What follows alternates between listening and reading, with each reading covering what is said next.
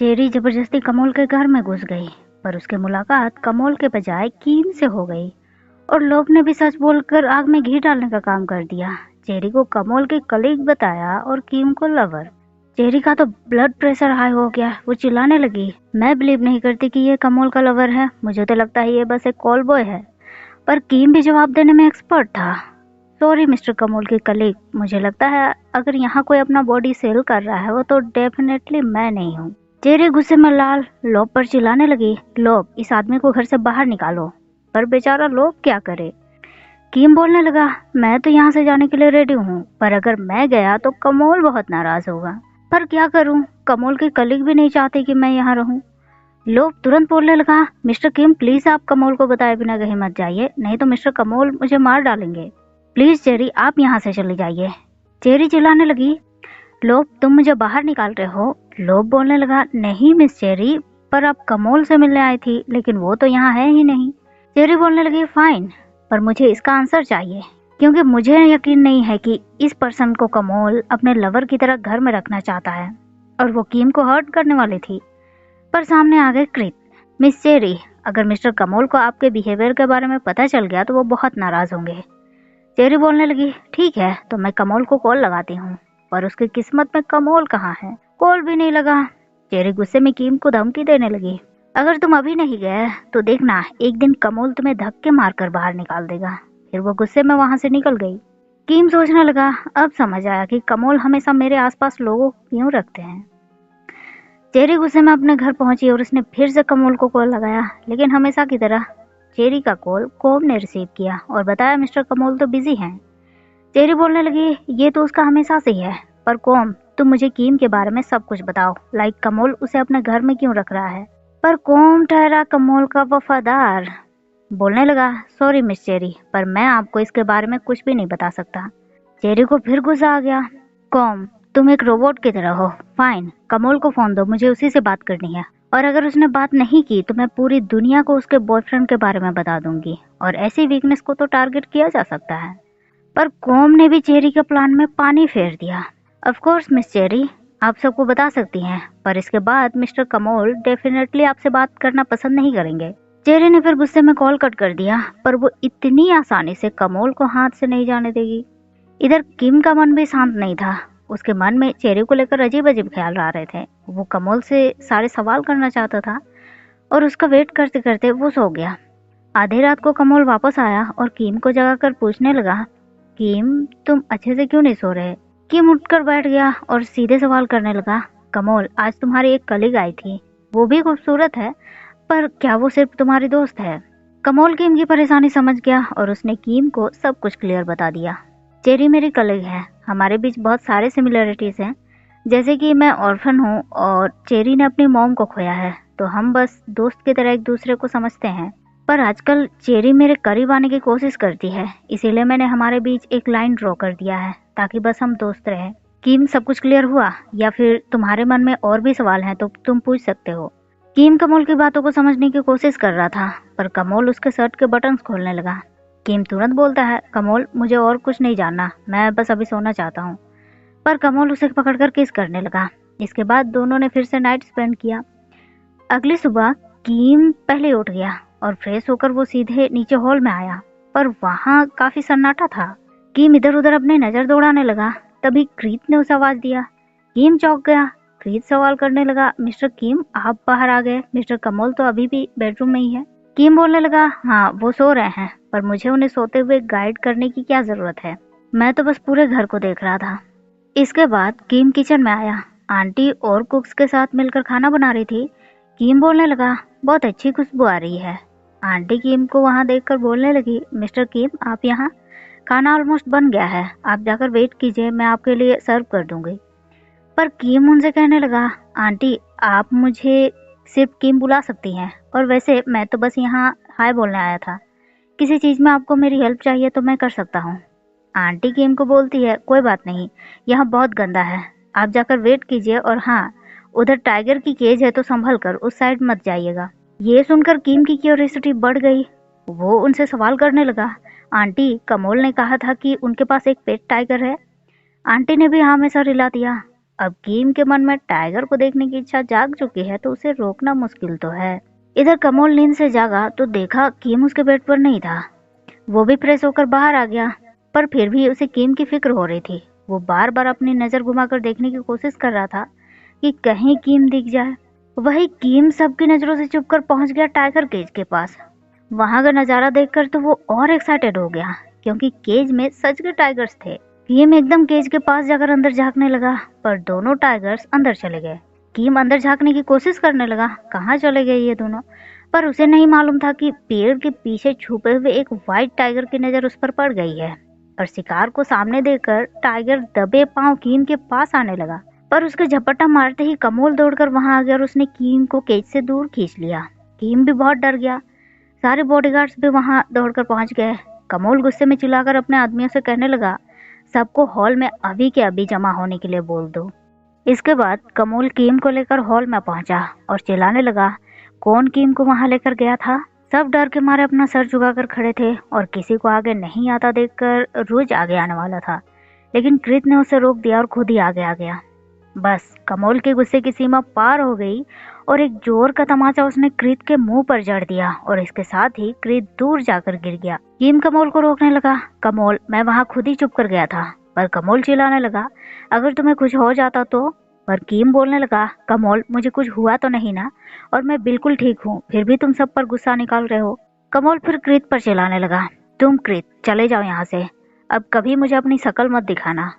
लोप और रोज कृत को वहां से लेकर चले गए। कमोल ने फिर सबको डांट कर वहां से भेज दिया और कीम पर चिल्लाने लगा, कीम ऐसा क्यों किया तुमने, तुम हमेशा ट्रबल को क्यों बुलाना चाहते हो। कीम बोलने लगा, कमोल छोड़ो मुझे, और अगर तुम्हें ये लग रहा है कि मैं हमेशा मुसीबत बुलाता रहता हूँ तो मुझे निकाल दो इस घर से।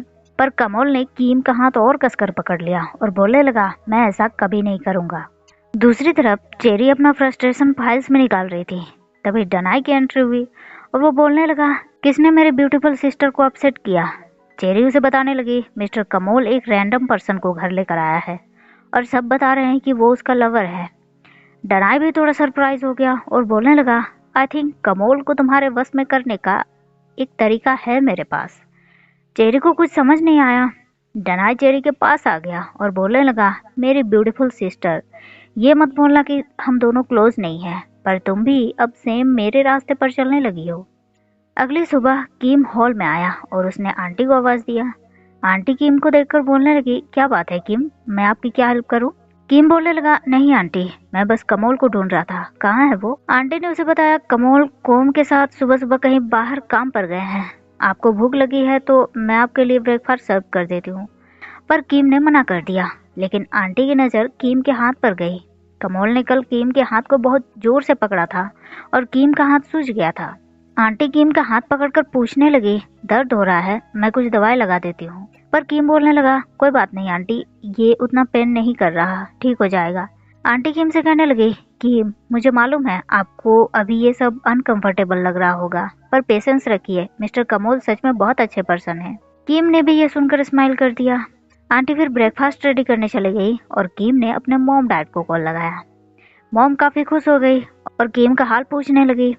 कीम उन्हें बताने लगा, मैं बिल्कुल ठीक हूँ, बस आप दोनों को मिस कर रहा था इसीलिए कॉल किया। मॉम हंसने लगी और डैड को भी बताने लगी कि देखो हमारा बेटा अब स्वीट बातें करने सीख गया है। डैड फिर कीम से उसके काम के बारे में पूछने लगे।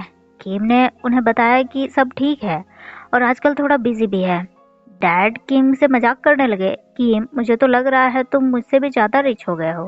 कीम हंसने लगा और बोलता है, आई विश डैड, और अगर ऐसा हुआ तो मैं आप दोनों को एक अच्छी जगह ले जाकर खाना खिलाऊंगा। कॉल कट होने के बाद कीम वही सोफे पर बैठ गया। फिर उसे मे का कॉल आया। मे कीम से उसका हाल पूछने लगी। कीम ने उसे बताया कि वो ठीक है और वो मे से ऑफिस के बारे में पूछने लगा। मैं उसे कहने लगी, कीम मैं सब कुछ हैंडल कर लूंगी, बस हमें एनुअल फाइनेंशियल स्टेटमेंट रेडी करने हैं। कीम बोलने लगा, मैं तो मुझे ईमेल कर देना, मैं सब काम कर दूंगा, मेरे पास काम करने का टाइम है। पर मैं को थोड़ी फिक्र हो रही थी। वो सवाल करने लगी, कीम सच में तुम्हारे पास टाइम है ना। कीम ने भी हाँ कर दिया। इसके बाद कीम अपने ऑफिस के काम में लग गया। शाम को कमोल वापस आया तो देखा कीम अपने काम में बिजी था। वो सवाल करने लगा, कीम कैसे हो, तुम्हें बहुत सारे काम है क्या। कीम बोलने लगा, अगर आप मेरी टाइपिंग स्पीड को देख पाते तो शायद ये सवाल करते ही नहीं। कमल फिर कीम के पास आकर बैठ गया और बोलने लगा, कीम, एक्चुअली मैं तुम्हें बाहर खाने पर लेकर जाना चाहता था और माफी भी मांगना चाहता हूँ कि मैं उस टाइम तुम पर चिल्लाया, और चेरी के लिए भी सॉरी। कीम बोलने लगा, अगर ऐसी बात है तो आप मुझे मेरे कुछ पर्सनल स्टफ्स वगैरह खरीदने के लिए लेकर जाएंगे। कमल ने हाँ कर दिया। कीम फिर कोम से कहने लगा, कोम, क्या आप बाइबुन को भी हमारे साथ चलने के लिए बोलेंगे? पर कोम बोलने लगा, सॉरी मिस्टर किम, पर बाइबुन को अब बहुत सारे होमवर्क करने हैं तो वो नहीं आ पाएंगे। लेकिन कीम ये सुनकर बहुत उदास हो गया और वो कमल से थोड़ा दूर हट गया। कमल उसे समझाने लगा, कीम, हम बाइबुन को किसी और दिन हमारे साथ चलने के लिए बोलेंगे, और अगर तुम्हें कहीं और जाना है तो बोलो, मैं तुम्हें वहां लेकर जाऊंगा। कीम भी मान गया। पर पता नहीं कमल शायद कीम के साथ बहुत रोमांटिक रिलेशनशिप चाहता था। वो कीम की गोद में अपना सर रखकर लेट गया। कीम कमल की इस अचानक वाली हरकत को देखकर बोलने लगा, कमल, आप जाकर आराम से सो जाइए, ऐसे मेरे गोद में क्यों लेट गए? कमल बोलने लगा, कीम, मुझे कुछ देर ऐसे ही लेटकर रेस्ट करने दो। कीम को अब हंसी आने लगी और वो सोचने लगा, सच में ये माफिया है, एकदम बच्चों की तरह बिहेव करते हैं। कोम के होंठों पर भी स्माइल आ गई और वो उन्हें ऐसे ही छोड़कर बाहर चला गया। इसके बाद कमल अपने आदमियों के साथ कीम को शॉपिंग के लिए लेकर आया। कीम कमल से कहने लगा, कमल, तुम्हें नहीं लगता तुम्हारे आसपास इतने सारे लोग हैं तो लोगों को ये पता नहीं चल पाएगा कि तुम माफिया हो? कमल बोलने लगा, बर्दाश्त कर लो कीम, धीरे धीरे तुम्हें भी इसकी आदत हो जाएगी। पर कीम बोलने लगा, मैं क्यों इसके आदी बनूं? मुझे कौन सा हमेशा के लिए तुम्हारे साथ रहना है? कमल को ये बात थोड़ी बुरी लगी। वो कीम से कहने लगा, कीम, क्या हम इस मैटर पर बात ना करें, क्योंकि मैं जितना भी तुम्हें समझाऊंगा तुम नहीं समझने वाले। कीम भी नाराज हो गया और बोलने लगा, कमल, अगर तुम्हें गुस्सा आ रहा है तो रहने देते हैं, आज शॉपिंग नहीं करेंगे, किसी और दिन आ जाएंगे। कमल बोलने लगा, कीम, तुम्हें मेरी फीलिंग्स की कोई परवाह नहीं है? फिर उसने कोम और लोब को कीम के साथ जाने के लिए बोल दिया। कीम ये सुनकर सवाल करने लगा, कमल, तुम मेरे साथ नहीं आ रहे? कमल बोलने लगा, नहीं, क्योंकि मैं तुम्हें अनकंफर्टेबल फील नहीं करवाना चाहता। और वो अपना क्रेडिट कार्ड कीम को देने लगा। पर कीम मुंह फेर कर वहां से चला गया। कोम लोग भी उसके पीछे चले गए। पर रूज और क्रीत कमल से कहने लगे, बॉस, आप सच में कीम को फॉलो नहीं करेंगे? कमल बोलने लगा, तुम्हें लगता है मैं मजाक कर रहा हूँ? पर क्रीत बोलने लगा, बॉस, लेकिन कीम को देखकर ऐसा लग रहा है कि वो आप पर सच में बहुत नाराज है। पर कमल तो कीम की इसी अदा पर फिदा है। दूसरी तरफ डनाय ने भी अपने आदमियों को कमल पर नजर रखने के लिए बोल दिया था और उसके आदमी ने डनाय को रिपोर्ट दिया, बॉस, कमल के बारे में हमें पता चला है कि वो हमेशा आजकल अपने मेन हाउस में वापस आ जाते हैं, वो किसी होटल में नहीं रुकते। पर उनके लवर के बारे में कुछ पता नहीं चल पाया, जैसे मिस चेरी ने बताया था। पर तभी डनाई के आदमी को अपने किसी खबरी का कॉल आया जिसे उसने कमल पर नजर रखने के लिए कहा था।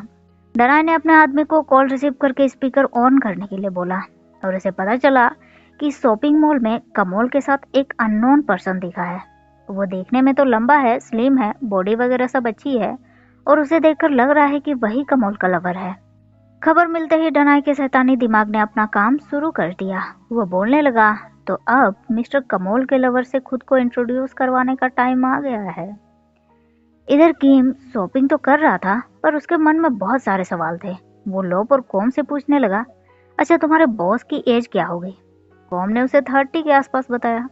पर कीम बोलने लगा, उनकी एज तो अभी इतनी ज्यादा भी नहीं हुई है, फिर भी वो इतना जल्दी गुस्सा क्यों करते हैं? पर कोम लोग तो बस चुपचाप कीम को देख रहे थे। कीम फिर परेशान हो गया और बोलने लगा, तुम लोग सच में अपने बॉस के बारे में गॉसिप नहीं करते? पर रिएक्शन उसे सेम ही मिला। कीम फिर किसी सामान को ऊपर से उतारने की कोशिश करने लगा पर शायद उसका हाथ नहीं पहुंच रहा था। कोम तुरंत उसकी हेल्प करने आ गया। कीम ने मना भी किया पर उसकी कौन सुनता है। कीम नाराज हो गया और बोलने लगा, मैं काम नहीं भी बोलूंगा तो भी तुम लोग करोगे, तो जो करना है करो, मुझसे मत पूछना। दूसरी तरफ कमल कॉफी शॉप में वेट कर रहा था। डनाई ने भी अपनी तशरीफ वहां रख दी पर सामने खड़े हो गए रुज। डनाई बोलने लगा, मैटर क्या है? मैं तो बस तुम्हारे बॉस को हेलो बोलने आया था। कमल ने भी रुज को साइड होने का इशारा कर दिया। डनाई फिर कमल के साथ बैठ गया और बोलने लगा, स्वास्थ्य दिखाओ मिस्टर कमल, मैं डनाई। और उसने अपना हाथ आगे बढ़ाया पर कमल ने उसे हाथ नहीं मिलाया। डनाई की फर्स्ट बेइज्जती तो यहीं हो गई। फिर भी वो बोलने लगा, बाय द वे, कितना अच्छा कोइंसिडेंस है कि हम यहाँ मिले। कमल बोलने लगा, अच्छी बात है कि हमारी मुलाकात यहाँ हुई। और ये और भी अच्छा होगा अगर हम कहीं और ना मिले। डनाय फिर बात घुमाने की कोशिश करने लगा। क्या हुआ, आप यहाँ अकेले कॉफी पी रहे हैं? कमल बोलने लगा, आपको क्या हुआ, आप यहाँ क्यों आए हो, और कहीं आप भी अकेले कॉफी पीने तो नहीं आए हैं? डनाय सफेद झूठ बोलने लगा, मुझे यहाँ कुछ काम था और आप दिख गए तो हाय बोलने आ गया। पर कमल उसको बोलता है, वैसे आप मुझे हाय बोलना चाहते हो, पर आपको मालूम भी है कि मैं कौन हूँ। बस डनाय की इंटरनेशनल बेइज्जती।